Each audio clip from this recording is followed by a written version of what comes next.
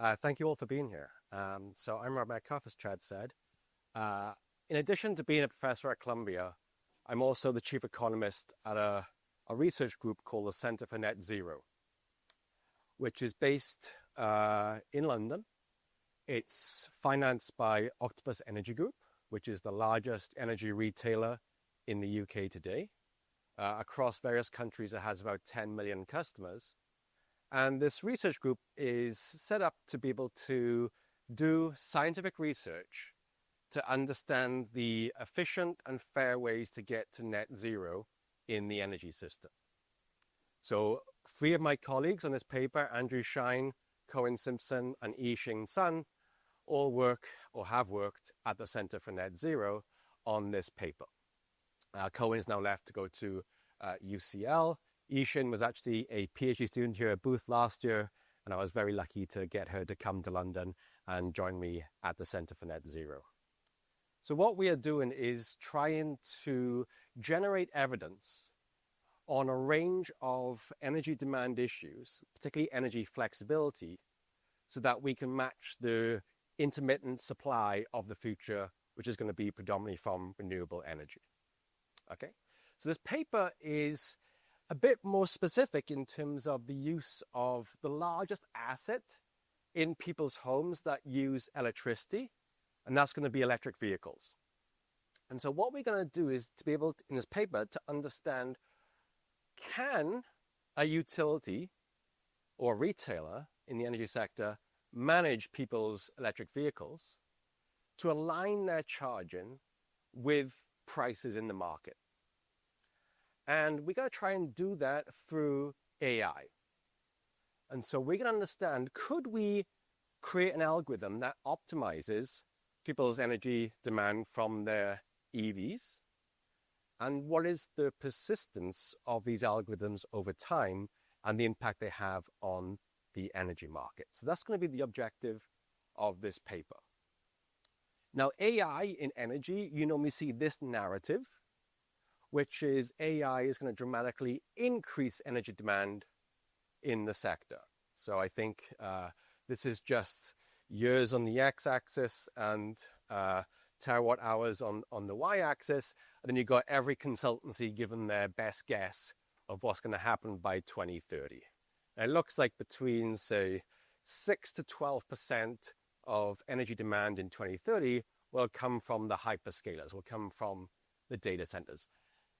That's one dominant part of the use of AI in the energy sector. That's not this paper, okay? This paper is going to be, can AI help the energy sector? Can it help reshape demand to align that demand with prices? And that's what we're going to try and focus on. And we're going to focus on the biggest asset, as I said, in the energy sector, which is EVs. So EVs today, in terms of new purchases of vehicles, comprise just over 35% of vehicles around the world. Okay, so that's new EVs or new vehicles being bought. As a fraction of overall cars around the world right now, 4.5% of vehicles are EV. In the United States, just under 3% are electric vehicles. And in the UK, which is going to be where we do this study initially, I'll come back to the US and other countries later on, it's just over 6.5% of new vehicles are EVs. Now, why is that important? It's important because they have batteries in them, okay? And how much power could you get from these batteries in the future? So right now in the UK, all those batteries in those EVs total up to about 100 gigawatts of power. One nuclear power station, one average nuclear power station in the UK, or one combined cycle gas turbine power station produces about 1 gigawatt of power. Okay, so in terms of power, the amount of EVs on the road is about 100 nuclear power stations in terms of power.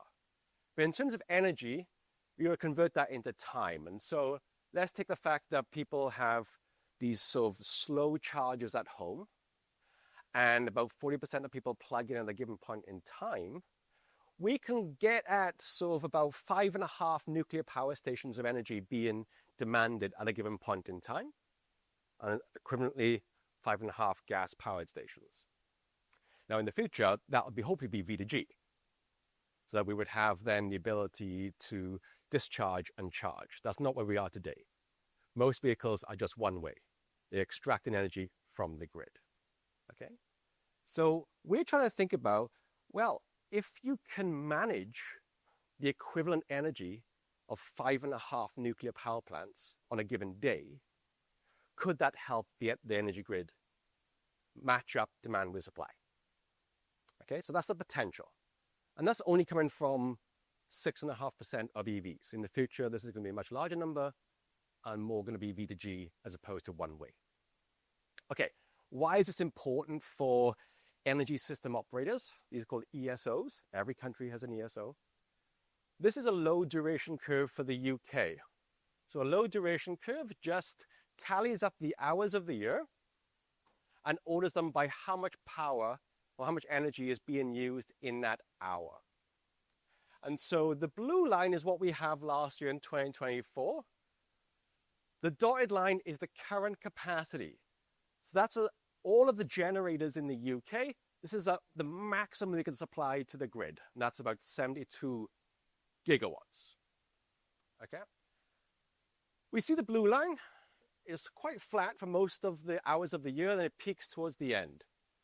Energy system operators get very nervous on those hours because if demand is so high, if supply is not at full capacity, we might have blackouts. Okay, so many energy system operators around the world have created markets to stop those blackouts from happening or try to reduce the blackouts from happening. In the future, however, this is a bigger problem with EVs. So this is the National Energy System Operator in the UK forecast for 2050 of what the low duration curve looks like. And that's going to be this red line. So it's going to pivot and it's going to be steeper towards the end and go well above the current capacity of generation in the UK. We would need probably another 30 to 40 nuclear power stations built by 2050 to be able to match the demand that comes from the increase in demand coming from predominantly EVs in the UK. Okay? So what we are really interested in is like these hours of the year where there's high demand, that's probably going to outstrip supply. Can we create a product or create interventions or policies that can reshape that demand at peak time? Okay. EVs are a huge contributor to that peak time. So this is data comes from Octopus, which is, as I said, the largest energy supplier or largest retailer in the UK. The purple line is just a random draw of customers who don't have an EV and are on a flat rate tariff. This is their energy consumption throughout the whole of the day. The black line is those who we know have an EV, because we can see that from your demand. Very easy in the summertime to see people's energy demand in terms of their charging. And we see that there's definitely a peak that happens at charging during the peak time. The blue is the peak hours where we're getting towards the top of the low duration curve, where ESOs get very, very nervous. There's too much demand. The green is the off-peak when we have ample supply, or the difference between demand and supply is large. Okay, so we definitely see that EVs are contributing towards a higher peak if left unmanaged. Okay, there's already a few papers in economics that tries to think about how important of a problem is unmanaged charging. And so we have one AJ paper and one working paper suggesting that it could be quite important for the energy system operators, especially at the local level, if this demand is being unmanaged. And I'll talk about the local level in about 5 slides' time. There are some experiments out there on trying to get people to give away control of the assets in their home. So we have 2 AEJ papers, one on EV charging by people in Calgary in Canada. It was a frame field experiment. So people opted in to give away their control, knowing they're part of an experiment.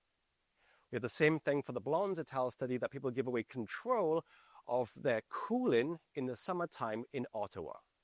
So we have some small scale evidence that people are happy to give away control of the assets in their home to the utility. But this evidence comes from small selected samples. What I really like about partnering with a really large energy company that really wants to understand what works is we have the scale. Okay, so we're going to actually have hundreds of thousands of customers going to be on a managed tariff when we get to. That tariff is going to be TOU. Now, economists think that eventually we should all be on what's called real-time pricing. The prices that you face at home or in industry should reflect the price in the wholesale market. The problem with real-time pricing is no one wants to be on real-time pricing. The demand for these tariffs are particularly low. Why? First of all, you've got to attend to prices every hour of the day and think about, do you curtail your demand or do you increase your demand? Secondly, if you don't pay attention, you're going to get a bill shock, and people have aversion to high variability in their bills. So those are the two reasons why people don't adopt real-time pricing. We have real-time pricing in the UK through Octopus. There's a tariff called Agile. It's a day-ahead pricing. Pretty, simple to understand. About 37,000 households are on it out of 10 million. Okay, so not that many. So what we're going to do in this paper is hopefully have the first evidence of a natural sample of individuals who don't self-select into a study coming on to a managed tariff. That tariff is being managed through algorithms, not through humans. And we're going to understand how important is that tariff for consumer welfare, for the grid, for the energy system operator, and for other externalities like the environment. And that's going to be what we try to do in this paper. Hopefully, the use of AI or algorithms can overcome those two costs of real-time pricing.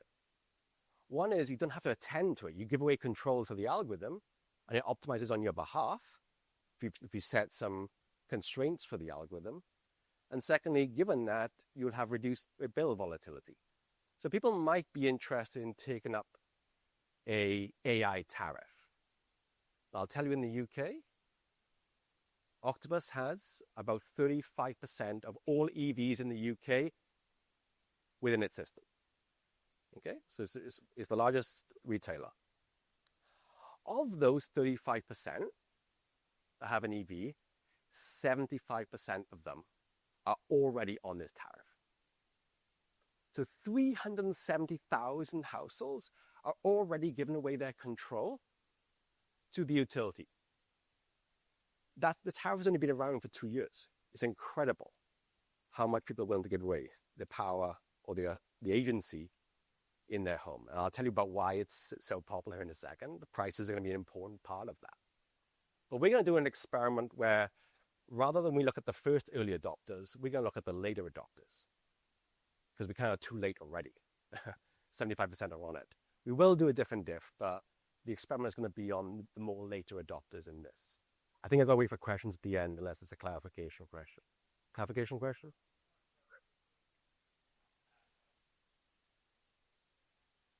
That the individual does not control when they charge or how they charge. Okay, so what we do in this paper, very quickly, are 7 things. And the paper will be shared with you all after the lecture.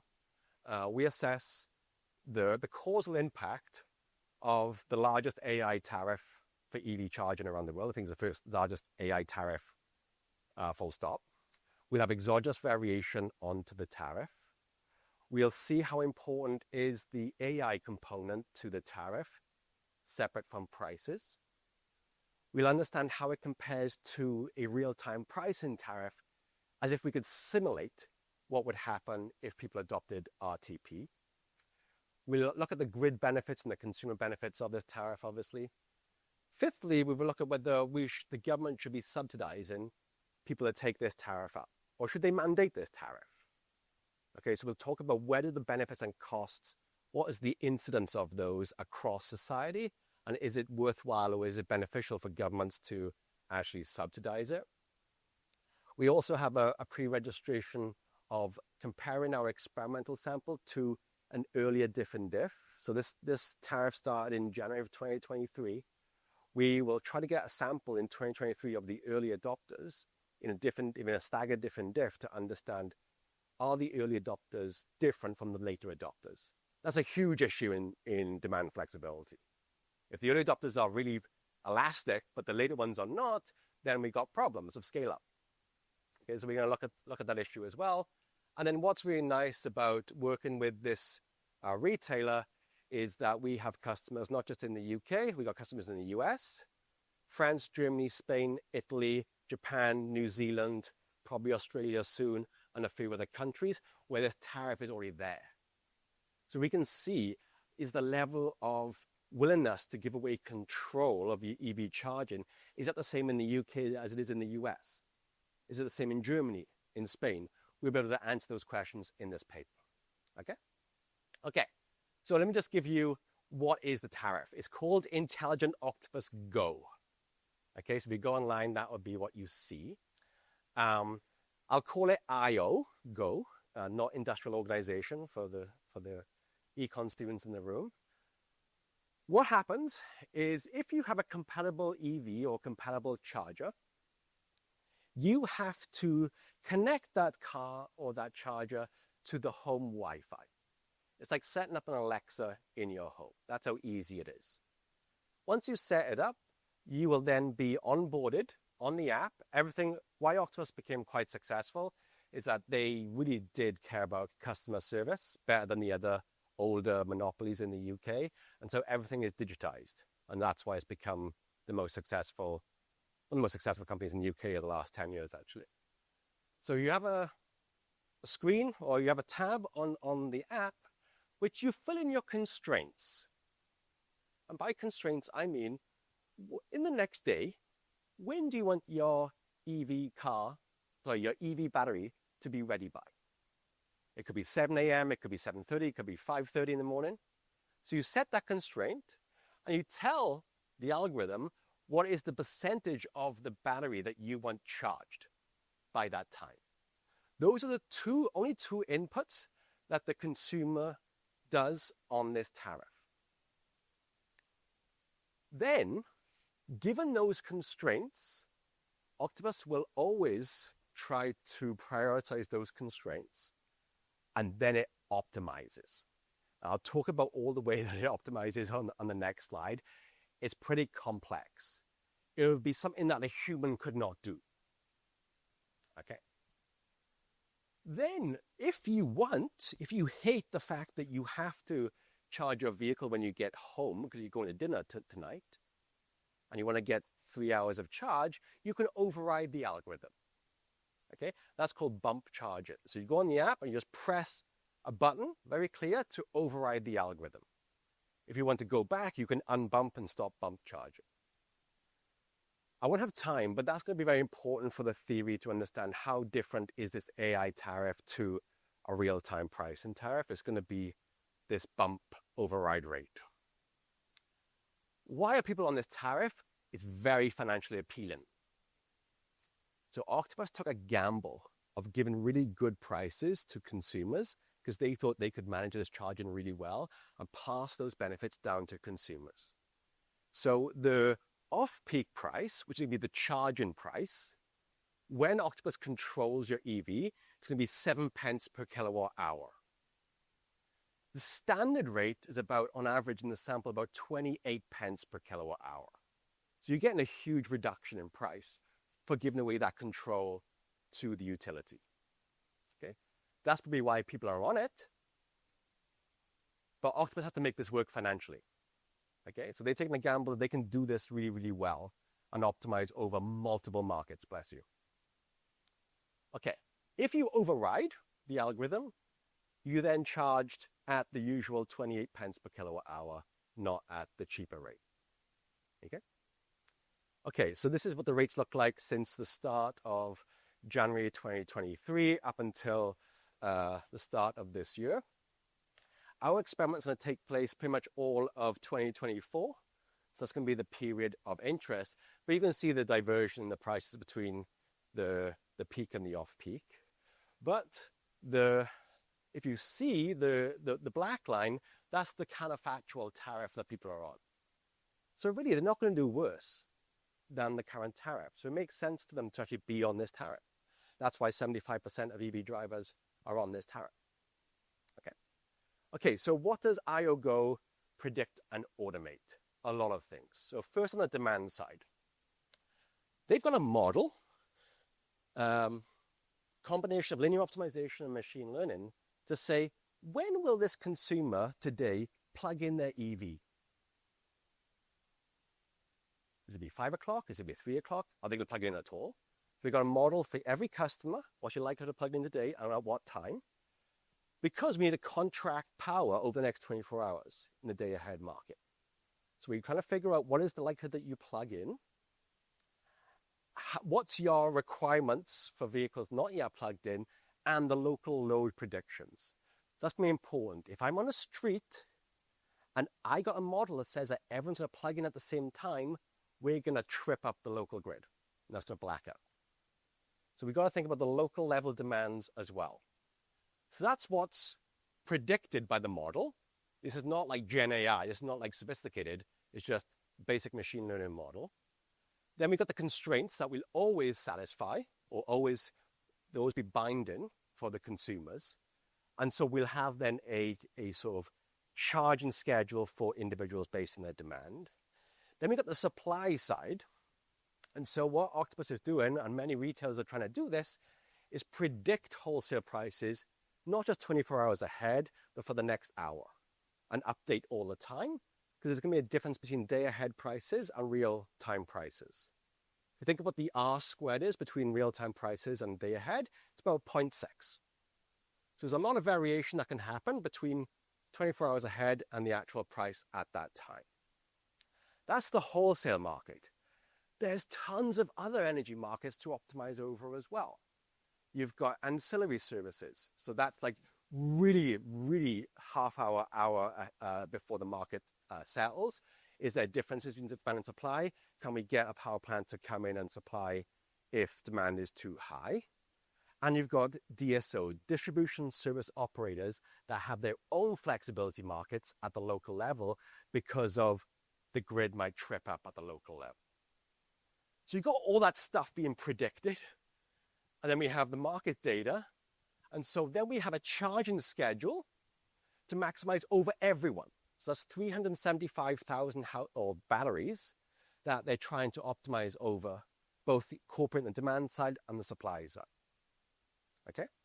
So that's what the algorithm is. So why is distribution important? If you think about transmission bringing in energy across the country, it comes to a 132 kilovolt substation. The distributor starts to control that now. So in some US markets, a monopolist will control the whole system. In some other markets that are more liberalized, some states in the US and much of Europe, we have a different distributor to the transmission operator. And it's usually a franchise based over a geography. And they'll care about the step down to the transformer. So that's all of the lines that provide this building power, your home power. The problem with electrification going to net zero is we cannot cope with the demand at the transformer level. In the UK and in the US, if 20% of homes on a street all charge at the same time at peak, it trips, causes a blackout. So now we need local level street information about electrification. This brings up interesting questions about, should an aggregator be a social planner, be a monopolist, or should there be different aggregators? That's just a separate econ question. But we need, in addition to wholesale market aggregation, we need local level aggregation as well to know how to orchestrate electrification at the street level. Okay, so there's a lot of cars that are compatible with IOGO. There's a lot of chargers. To be part of this sample, you just need a compatible charger or a compatible car, EV. And the randomization took place in February 2024. We found about just under 13,500 homes that for sure have an EV, but have not signed up to this tariff. Why? We don't know. Unaware, not interested, not financially viable, hate charging during the nighttime, want to charge during the day, who knows? As I said, 75% of the sample have already adopted this. So we're taking the 76, 77, 78 percentile households that might be a bit less green, less caring about the environment, less caring about energy benefits. And so we randomize into 5 groups. Okay, we have a control group, we leave alone. We got an email only group just saying, hey, you can sign up for this tariff. Isn't this great? And then we got 3 financial incentive groups. One, which is we give them £5 a month for 3 months for signing up for the tariff. Very standard incentive. We got a larger incentive, which is £50 a month for 3 months to sign up. And then we got a last group, which is the same incentive, but we'll penalize you for overriding. Okay, so we penalize you £2 a day per day that you override. Okay, so that's the design. And the hope is that these 4 groups encourage more people to sign up than the control condition, so we can use that as a first stage encouragement to show what's the impact of being on this tariff on energy demand. Okay, I won't go through exactly how we did it, just due to time. I won't go through the theory as well, you can look at the paper. But essentially, what we find is across those 4 groups, we find a significant uptick in people adopting this AI tariff. So in the email-only group, we get about a 3% increase over the control group over this time period. The £5 a month didn't work any better than the email-only. Actually, it dropped down at the end of the 12 months. And then both of the £50 per month, we got a doubling increase in take-up over the email group. Okay, so we definitely find that these randomized encouragements are getting more people to sign up to the tariff. Okay. What's interesting is these would be a little bit higher if we could include all people who had a willingness to take this tariff. Some people could not sign up because they didn't have a comparable EV or charge. Okay, that's about 1%. These are a little bit higher. We're going to include those in our treatment sample, because I'll talk about that in a second. The groups are very similar. What we find in the intent to treat across all these 13,500 households is those that are randomized into the encourage group, they get a reduction in their demand by about 2% at the peak time, and that gets shifted 1-to-1 to the off-peak period of 2% increase in demand over the nighttime. Okay, but we only have in the best treatment group a 6 percentage point increase in take-up. So we're going to move away from the ITT and estimate what is the treatment effect of those who comply with our encouragements. Okay, and so I'll just go through that very quickly. When we look at the complier effect or the local average treatment effect, we find that a reduction in peak time energy use at the home by about 42%. That's large. Don't really get treatment effects that large for anything else in the energy sector. So the rest of the day, we see a little bit of a reduction because some people do want to plug in during the day. So we do find a little bit of a reduction. In the nighttime, we see a 50% increase in energy demand. The baseline for the off-peak is actually lower than the peak. So it ends up being a 1-for-1 transfer. Okay, so it looks like this AI algorithm is doing something in shifting demand for households that take it up. And we use the randomization and encouragement design to show that. Okay, so what does it look like for the cross-section across the hours? This is the baseline. This is the control group of people who got an EV but don't sign up. And this is the impact of being on this tariff. A significant change in demand throughout the peak period and the off-peak period. Okay, so that gives us something to say, well, is this going to benefit the grid? We can use these estimates to figure that out. Importantly, what makes this efficient or not will depend on how much overriding takes place. So what we find is about 60% of people never override the algorithm. But there are some people that really like overriding the algorithm every day. Okay, but on average, there's about a 1.7% likelihood of overriding on a given day. Strong adherence to the algorithm. Crazy strong adherence. In our theoretical section, when we do the simulation, we find that that number, that percentage, has to be close to 33% for it to be less efficient than a real-time pricing tariff with all the frictions that we have in real-time pricing. So this seems to be far more efficient than real-time pricing in reality, because people have behavioral frictions for real-time pricing. We've removed this with the algorithm. There's no frictions at all, apart from the override rate. That's really low. Okay, and we see that what the plugin looks like and the charge-ins. This is the actual charge-in by hour. This is the plug-in rate. So we see there's a lot of people coming home and plug in their EV. The algorithm does not charge it at that time. Okay, so it is doing something not what we think it's doing. It is trying to optimize over the various markets that I described on that very complex slide. Okay, so I'll just go through some interesting behavioral data. So we find that the default when you sign up for the tariff is you'll have 80% of your battery charged by 8 a.m. About 1/3 of consumers stick with that. 1/3 of them either have an increase in the state of charge or an increase in or decrease in the hours. And then 1/3 go diagonal, far more aggressive. What we find is even if you get the most aggressive people, we still find the treatment effects to be very similar to the default, because Octopus is optimizing over the whole fleet.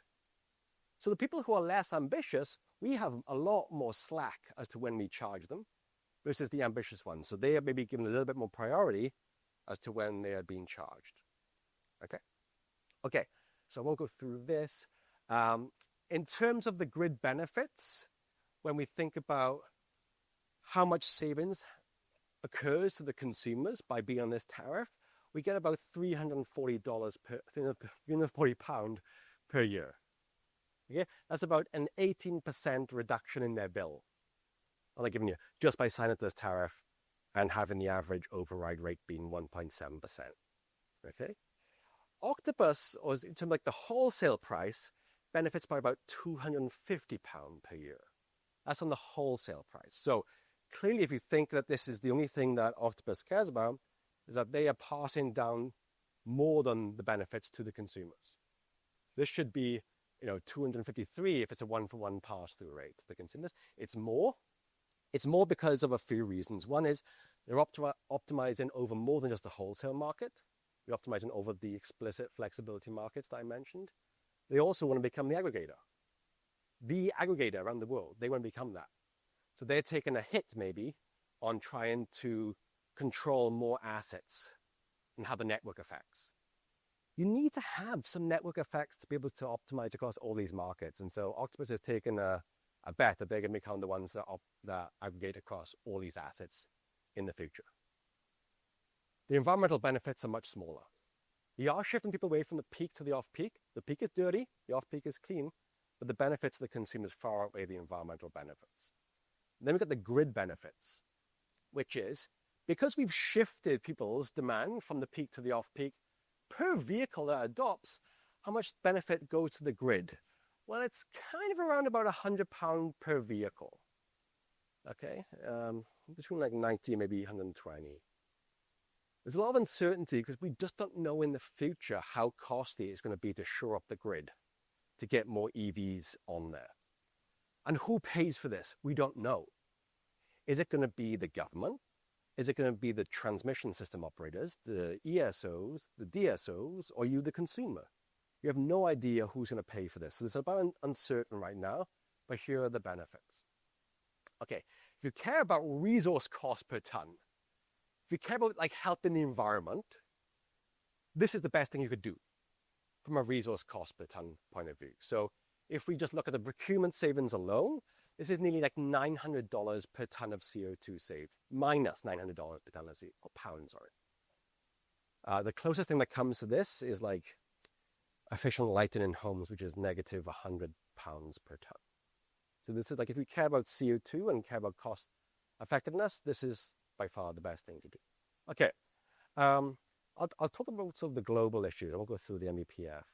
So what's quite nice about working with this international retailer is I have the ability to see the behavior of people on this tariff across multiple countries.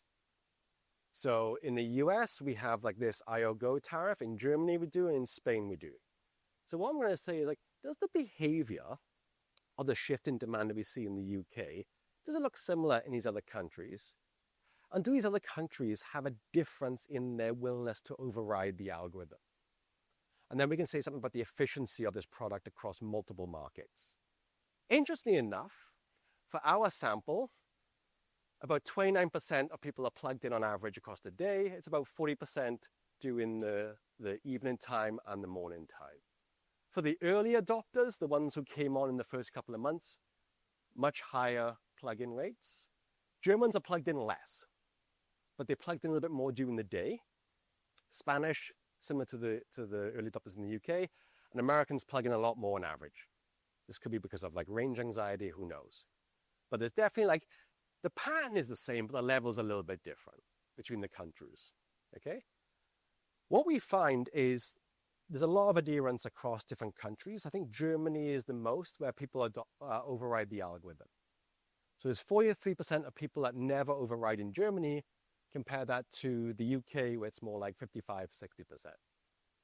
Okay, so that might make the efficiency of this tariff a little bit lower. What we find is, in terms of the different countries, the probability of overriding per day, as I said, in my sample is 1.7%. In Germany, it's about 8.8%. So Germans are definitely overriding more. That's still much lower than 33%, which is the cutoff algorithm as to when real-time pricing would dominate an AI algorithm, okay? And I won't go through that anymore. So what we find in this paper is, I think there's good evidence from our experiment and the different diffs that you can look in the paper that this algorithm was able to shift about 40% of peak demand to the off-peak period. And it's doing that for nearly 1/3 of the British market today. Okay?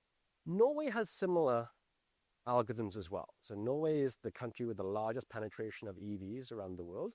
Obviously, their supply is a bit more renewable and a bit more consistent. They also find that they're able to shift this much as well, with not experimental, but this is going to be the future for EVs, is the automation of charging. It'll be the automation of two-way charging in the future. Secondly, customers set and forget. They set their time in the morning, they set the percentage of the battery to be charged, and they forget about it for infinity. They don't update that. The only way they update it is by overriding, but the override rates seem to be pretty low across every country where this AI tariff is implemented. There's large benefits to society and the grid. The grid is going to spend less on infrastructure to shore up the grid because we're able to shift people's consumption away from the peak. And we can do this at the street level. We don't need to update every street's transformer and lines if we've got these AI algorithms to shift demand. It's incredibly costly. It's incredibly costly for generation. We need 30 to 40 new nuclear power stations in the UK to meet this demand. Each nuclear power station costs about £15 billion and takes 15 years to build. So there's no chance it's going to happen. So we have to have these types of products or algorithms in place to be able to meet the variable supply in the future. And lastly, I hope he showed you that it's a scalable product, that there's adherence to this across the world, or across the countries that we look at, and that the override rates are not ridiculously high. So it looks like this could be an efficient tariff for the future. And I'll end it there. So thank you very much.